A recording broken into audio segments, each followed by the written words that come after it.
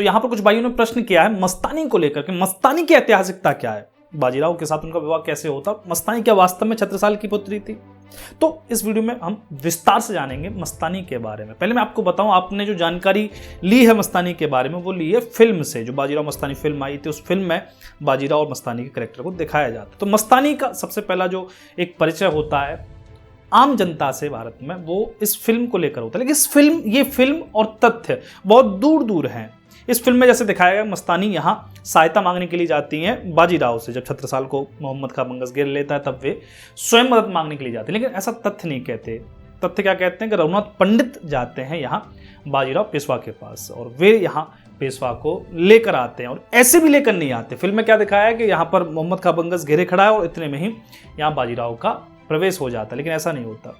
जो तथ्य कहते हैं वो ये कहते हैं कि यहाँ पर छत्रसाल वो युद्ध हार जाते हैं, वहाँ नजरबंद हो जाते हैं मोहम्मद खां बंगस के शिविर में। तब वहाँ 2 महीने बाद जब छत्रसाल युद्ध हार गए उसके 2 महीने बाद 3 महीने बाद यहाँ बाजीराव आते हैं, तब वे मदद करते हैं। और ये युद्ध चल रहा था, मतलब यहाँ 2-2.5 महीने पेशवा बाजीराव रहते हैं, फिर वे दक्षिण की ओर चले जाते हैं। लेकिन इतने में भी ये युद्ध खत्म नहीं हुआ। मोहम्मद खां बंगस ने समर्पण किया अगस्त में जाकर, मतलब पेशवा के बाद 2-3 महीने तक ये युद्ध चलता रहा। तो तथ्य बिल्कुल अलग है फिल्म से। तो यहाँ पर जो फिल्म में दिखाया गया कि मस्तानी लेने जाती वो नहीं जाती, यहाँ पर रघुनाथ पंडित लेकर आते हैं पेशवा बाजीराव को। तो इस तरीके से कहानी है। फिर यहाँ पर कहानी आती है कि पेशवा बाजीराव यहाँ मस्तानी के प्रेम में आ जाते हैं, वे कटार दे जाते हैं और बाद में मस्तानी वहाँ जाकर पुणे में चली जाती है और वहाँ जाकर उनका विवाह हो जाता। वो एक मुस्लिम थी इसलिए वे हेट करते थे सारे जो भी उनके परिवारजन थे। तो ये सारी चीज़ें फिल्म में दिखाई गई, लेकिन ये सारी चीज़ें तथ्यों से बहुत दूर है। मस्तानी के बारे में ऐसा कोई भी तथ्य नहीं है। फिल्में दिखाती ही ऐसा है। जैसे पेशवा बाजीराव का जो करेक्टर उसमें दिखाया है रणवीर सिंह ने, बहुत अच्छा करेक्टर किया, लेकिन जिसने भी लिखा है वो बहुत दूर है पेशवा बाजीराव से। मतलब पेशवा बाजीराव का अगर वास्तविक आप चरित्र पढ़ोगे तो पेशवा बाजीराव एक ऐसे व्यक्ति थे जिनको हंसते हुए शायद ही किसी ने देखा हो। एक क्रूर टाइप व्यक्ति, एक ऐसे व्यक्ति जिनसे भयभीत हुआ जा सकता है, बस ऐसे व्यक्ति थे जिनके बारे में एक प्रसिद्ध कहानी है। कहानी क्या कहती है कि मोहम्मद शाह रंगीला जो दिल्ली का बादशाह था, तो मोहम्मद शाह रंगीला के पास खबरें आने लगी कि हाँ पेशवा बाजीराव कभी भी दिल्ली पर आक्रमण कर सकते। तो उसने जो अपने मंत्री थे उनको बुलाया, बोले मुझे एक बार देखना है कि वो बाजीराव दिखता कैसे है। अब वहाँ उस समय फोटो का चलन तो था नहीं, कैमरा वगैरह तो थे नहीं, तो वहाँ पर पेंटर बुलाए जाते हैं, आर्टिस्ट बुलाए जाते हैं जो कि पेशवा बाजीराव की तस्वीर बनाएंगे। तो एक गुजरात से कोई आर्टिस्ट आता है जिसने पेशवा बाजीराव को गुजरात की मुहिम पर लड़ते हुए देखा था युद्ध। वो आता है वहाँ पर, वो एक पेंटिंग बनाता है, यहाँ पर एक पोर्ट्रेट बनाता है यहाँ पेशवा बाजीराव को। वो पोर्ट्रेट कितनी भयंकर थी कि वहाँ पर पेशवा बाजीराव एक युद्ध लड़ रहे हैं और युद्ध को वो सांझ होते होते जीत चुके हैं। उन्होंने अपने घोड़े की लगाम अपने पैर में फंसा रखी है, मतलब निढाल हो चुके हैं बिल्कुल, और अपने एक हाथ में भुजे हुए जो गेहूं होते हैं वो लेकर उनको दूसरे हाथ से मसल रहे हैं खाने के लिए। मतलब पूरे दिन उन्होंने कुछ नहीं खाया, वो पूरे दिन युद्ध करते रहे। तब यहाँ पर मोहम्मद शाह रंगीला उस चित्र को देखता है, लेकिन वो चित्र इतना भयभीत करने वाला था, इतना बीभत्स था कि यहाँ रंगीला भी भयभीत हो जाता है। रंगीला उस चित्रकार से कहता है इसको हटाओ, क्योंकि ये चित्र में ही इतना भयभीत कर रहा है तो वास्तव में कितना ही भयभीत करेगा। तो पेशवा बाजीराव ऐसे जिनका पूरा जीवन घोड़े की जीन पर निकल गया, घोड़े की पीठ पर निकल गया, तो ऐसा चरित्र था पेशवा बाजीराव का। फिल्म में कभी न्याय नहीं कर पाती किसी भी चरित्र के साथ, चाहे वो पृथ्वीराज चौहान की फिल्म बनाई हो, अक्षय कुमार ने उसमें रोल किया, लेकिन कहाँ न्याय हो पाता पृथ्वीराज चौहान के साथ। तो ये फिल्में न्याय नहीं कर पाती, तथ्यों के साथ भी न्याय नहीं कर पाती। इसलिए अगर उसके जो डायरेक्टर थे, प्रोड्यूसर थे भंसाली, वो कहते हैं कि ये फिक्शन पर आधारित है, एक नोवेल लिखा है उस नोवेल पर आधारित है, फिक्शन है ये। अब अगर ये फिक्शन है तो इसमें फिर नाम भी आप फिक्शन वाले रखो ना, फिर बाजीराव, मस्तानी, काशीबाई, मतलब ऐतिहासिक नाम लेकर, ऐतिहासिक पूरी पृष्ठभूमि लेकर फिर आप कह रहे हैं कि ये फिक्शन है, तो ऐसे नहीं चलेगा ना। तो आपने पूरी हिस्ट्री को बिल्कुल तोड़ मरोड़ दिया। तो मस्तानी कौन थी? मस्तानी के बारे में डॉक्टर भगवान दास गुप्ता, जिन्होंने बहुत अच्छी पुस्तक लिखी है महाराज छत्रसाल पर, बड़े तथ्यात्मक रूप से लिखी है, मैंने उसकी पीडीएफ भी लिंक पे दे रखी है, आप उस पीडीएफ को जाकर जरूर पढ़ें। तो यहाँ पर डॉक्टर भगवान दास गुप्ता लिखते हैं कि जो मस्तानी थी वो एक नर्तकी थी, वो एक नर्तकी थी। आपको समझना पड़ेगा कि महाराज छत्रसाल की करीब करीब 19 पत्नियां थी, जिसमें उनकी उपपत्नियां भी शामिल थी। अब कैसे चलते थे राजा, मैं आपको समझाऊं कि राजा ऐसे चलते थे, इनकी कुछ तो पटरानियां होती थी। जैसे महाराज छत्रसाल की 3 पटरानी थी, उनके अलावा जो भी थी वो सब रानियां कही जाती थी, उपपत्नियां भी कही जाती थी, और उनके अलावा भी दासियां भी होती थी। बांदी भी होती थी।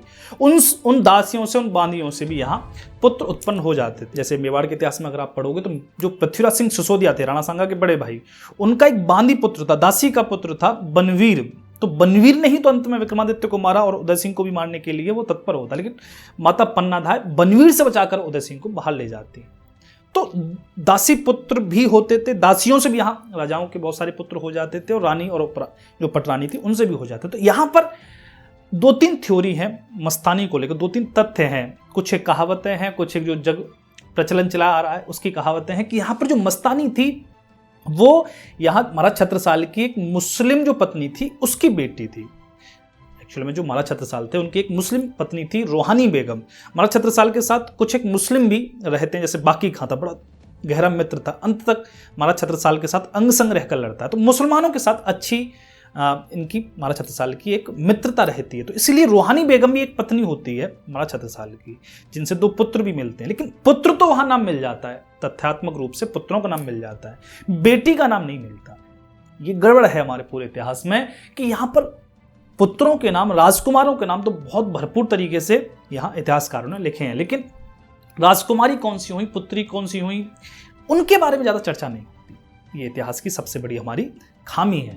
तो यहाँ मस्तानी का नाम फिर नहीं मिलता, लेकिन ऐसा माना जाता है रोहानी जो बेगम थी उन्हीं की बेटी थी मस्तानी। तो यहाँ पर जैसे भी हो, मस्तानी एक नर्तकी के रूप में तैयार की जा रही थी। आपको ये बात विचित्र लगेगी कि नर्तकी के रूप में मस्तानी को कैसे तैयार किया जा रहा था, चाहे वो महाराज छत्रसाल की बेटी हो या ना हो, लेकिन तथ्य थोड़े से यही कहते हैं। क्यों कहते हैं? क्योंकि अगर आप इस पूरी स्टोरी को देखोगे, इस पूरी कहानी को देखोगे, तो यहाँ पर पेशवा बाजीराव चले जाते हैं दक्षिण में, दक्षिण के बाद पुणे पहुंचते, तब यहाँ पर मस्तानी पहुंचती है बाजीराव पेशवा के पास, क्योंकि महाराज छत्रसाल ने 1/3 राज्य जहां सीकालपी ये सब पेशवा बाजीराव को देने का वचन दिया था, और अपनी जो पुत्री थी मस्तानी वो भी यहाँ पेशवा बाजीराव को देने का वचन दिया था। तो बाद में पहुंचती है, लेकिन ऐसा संभव नहीं हो सकता ना।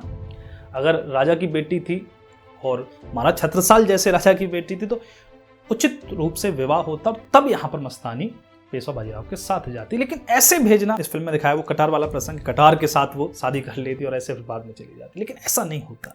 यहाँ पर मस्तानी को बाद में भेजा जाता है। एक तरीके से महाराज छत्रसाल प्रसन्न हुए हैं पेशवा बाजीराव, क्योंकि उन्होंने मदद करी, पूरा हारा हुआ युद्ध फिर से जिता दिया।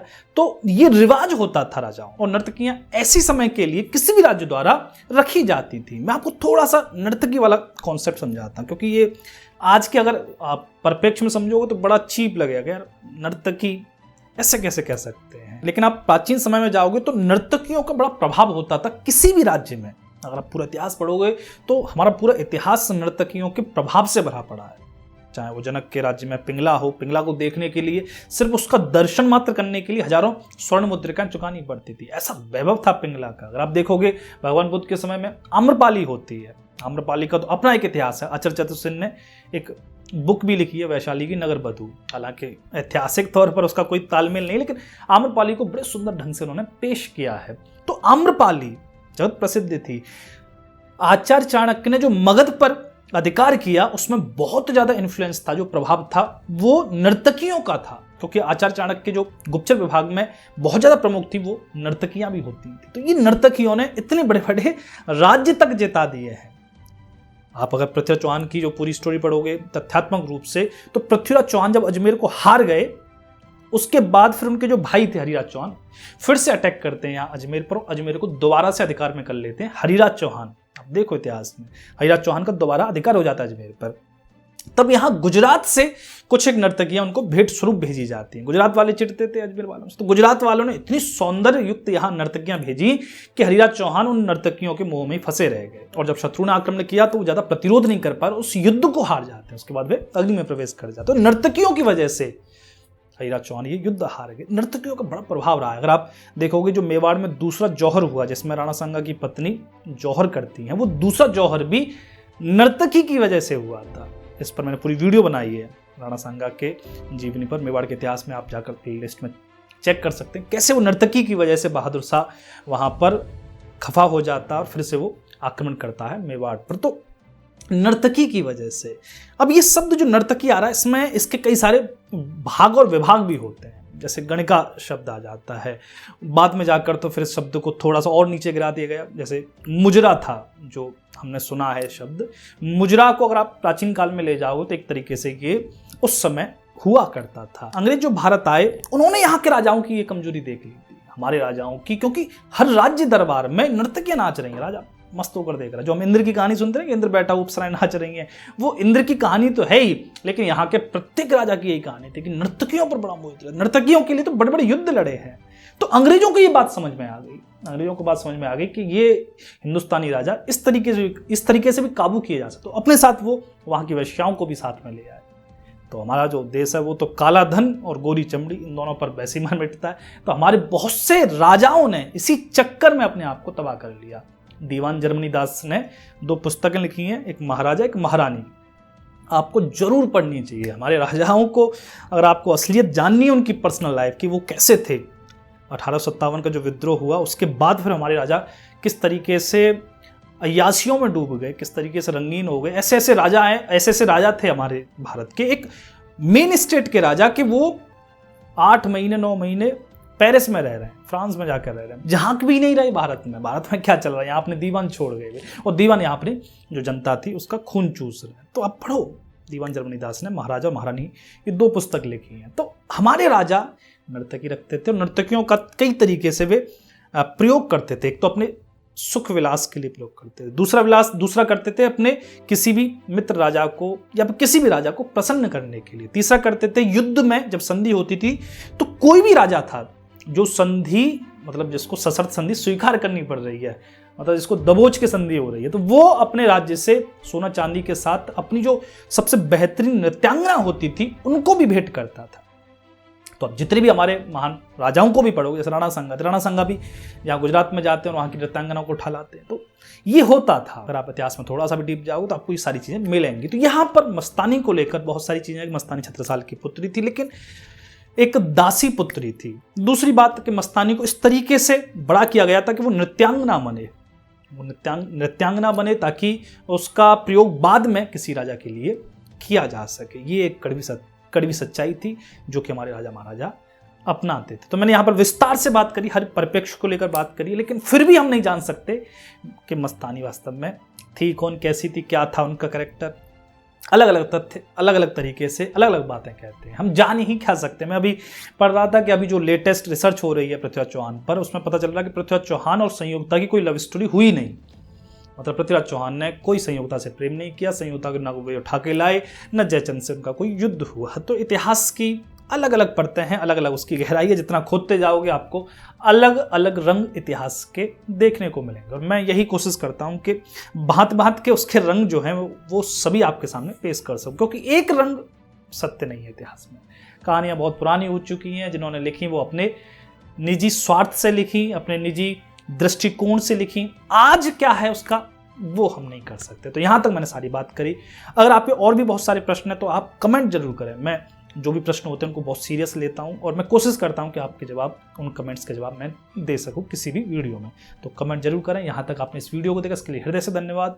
जय श्री राम, हर हर महादेव।